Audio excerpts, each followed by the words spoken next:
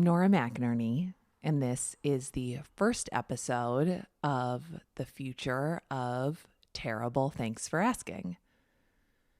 Nothing is happening to the previous 200 or so episodes, but something is happening to me, for me, with me, for us, for all of us together. And I have notes so I don't forget to say anything important. But today, for the first time, this show is my own independent production. It's not a part of American Public Media or APM Studios. It's not a part of another giant network. My heart is thumping saying that. Today, like Taylor Swift before me, I own the rights to my work. I got the masters. I got my words. I got these stories. I got the feed where you listen to all of this. I started working on this show 6 years ago, almost exactly. And I'm recording this in my mother's bedroom in Minneapolis. I am so allergic to everything. I kept the window open because there's so many good bird sounds, but you also might just hear trucks going by. But I started working on this show almost exactly 6 years ago. My first book had just come out, which, funny enough, the publisher had told me that Terrible Thanks for Asking was too negative of a book title for a book where my husband dies. So I had filed that title away for something in the future. I didn't know what. And if you've heard this story before, I am so sorry, but there are some people who haven't heard it. And the story, the driving force behind this podcast was this, that my husband, Aaron, and I had written his obituary together, and the obituary had gone viral. This was 2014 viral. It was literally a simpler time. We did not each have personalized algorithms. There was like one Facebook and we were all on it, baby.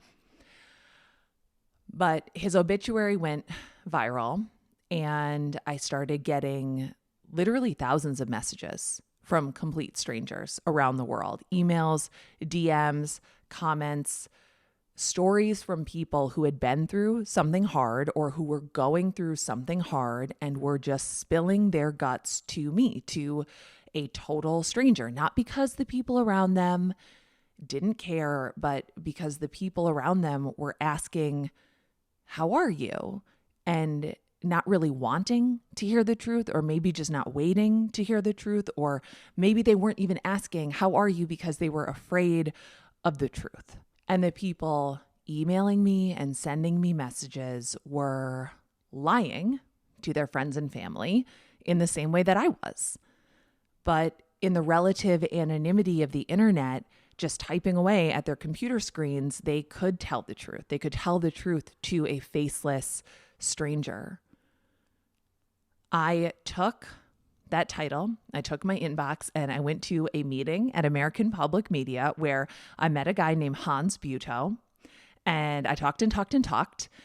And I essentially sat down and said, I am a woman with literally no experience in radio or audio. I am an unemployed, unstable, widowed mother of one. And I have this idea for a podcast. And here's the title. And here's what I think we'd do. And a few weeks later, I was signing a contract for 10 episodes and then 20 and then 30 and now over 200 episodes in the past 6 years.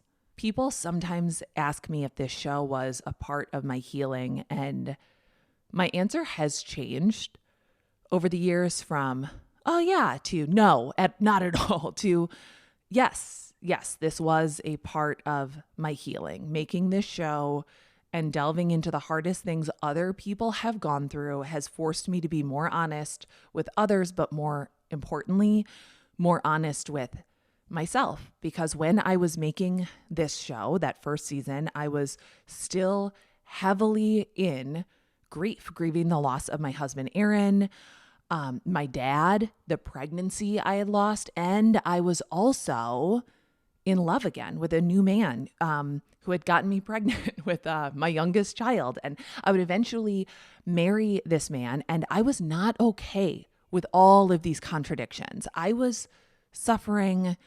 I was adrift. I was generally very unwell. I needed a lot of therapy. For the love of God, I brought a 2-day-old baby into the studio to record a podcast because I was so afraid that if I slowed down just a little, if I showed any sign of weakness, whatever that means, that there wouldn't be support for a show made by a public radio outsider with literally zero experience. And also, I had PPD and postpartum anxiety and just was generally not okay. I think you heard all of that in episode 0.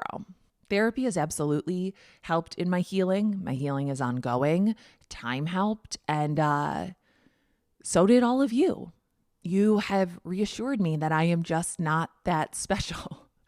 I'm not. And I think that's a good thing. The losses that I went through are not what sets me apart of the world. This is what makes me a part of the world. These are the things that connect us. And this show and its community has reinforced to me that we are all more alike than we are different, and that our shared humanity wires us to want to connect with each other. We all want to know that we are not alone, and we aren't. So all this to say, for you as a listener, literally nothing will change. And if it does, that is a tech error, and it is most likely on my part. But you're still going to get the show right where you always do, right where you're getting it right now.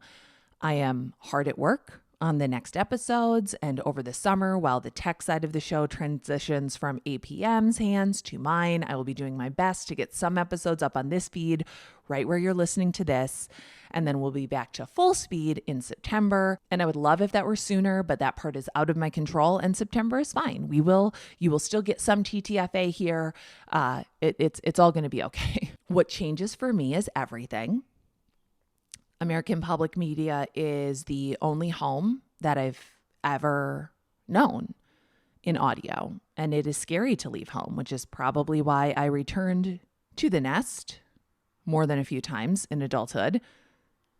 Strange that I'm recording this in my mom's bed. I'm not living here right now, but I absolutely would if she offered. My last paycheck has been deposited. There are 1,000, possibly more, big and small details that I have yet to work out. But I can tell you that I am more energized about this show and this work than I have been in a long time. I'm probably more excited now than I was that first time when I walked into the studio in downtown St. Paul with my little ratty notebook and my dented laptop, ready to just create something.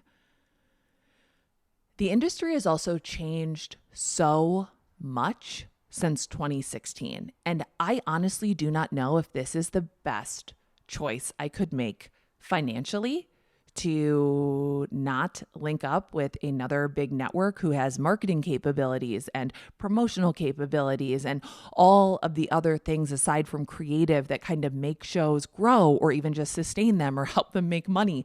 I don't know. But I went through what felt like a million different options, including getting really generous offers from some of the best networks out there. And I can tell you that even if this is not the best choice for me financially, I just know somewhere deep inside of me that this is the best choice for the show, for me spiritually. I don't know, is that the wrong word? For you, for the listener, for everybody. And some of you have been listening since the very first episode, since episode 0, and some of you are new, and all of you are why I get to do this job, and I love getting to do this for you and with you, truly. And from here on out, baby, we are in this together. So this is a leap that I've been dreaming about for years, and I know that it's only possible because of you.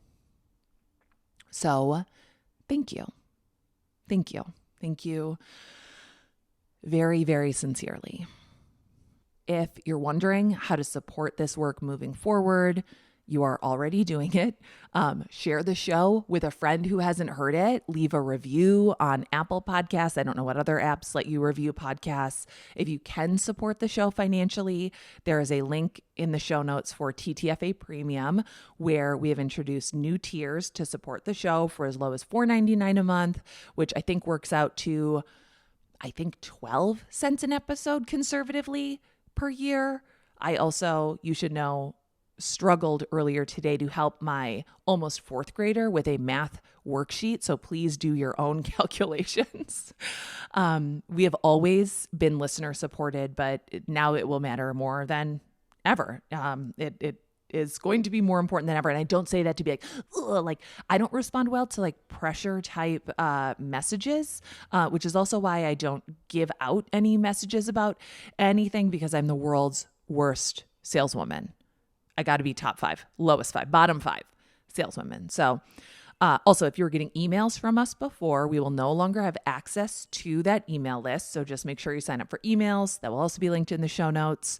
Also, we are going to go on tour in October. So if that interests you, you will also want to get our emails. I've never sounded more Minnesotan than when I just said emails. You will want to sign up for emails because we'll release tickets there first. I'm also horrible at sending emails. If you're like, I don't want to sign up for email, you should know the last time I sent an email, I think we sent 3 emails last year, total. So this is not a big commitment. And if you're a marketer listening and you're like, you only sent 3 emails, Nora, that's bad. I know. I'm sorry. That is what's happening. The show is mine.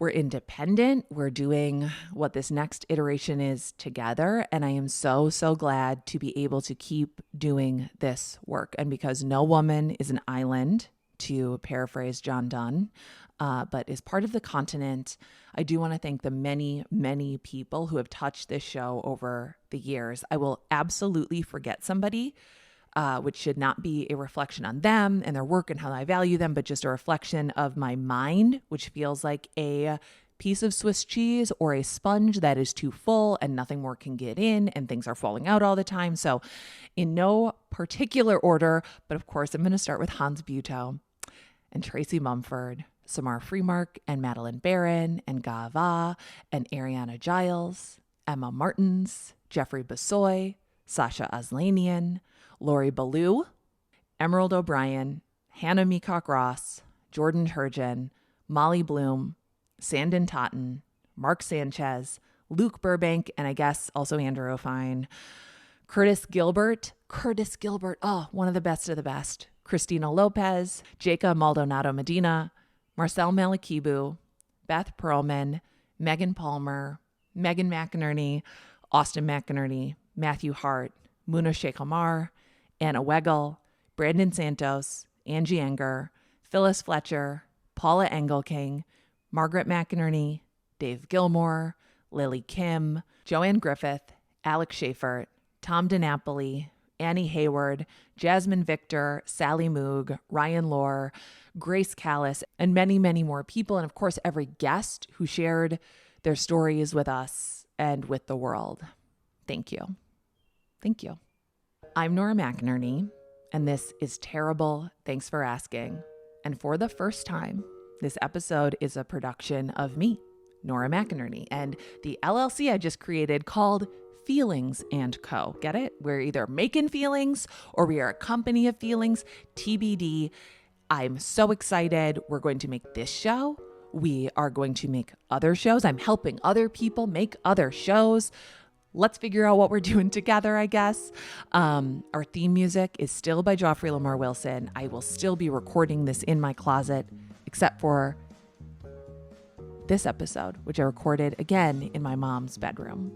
I'm still so glad to be able to do this work. Thank you. And again, check those show notes for links to anything you might need. If you want to join TTFA Premium, if you want to get emails from us, and always, always, always call me.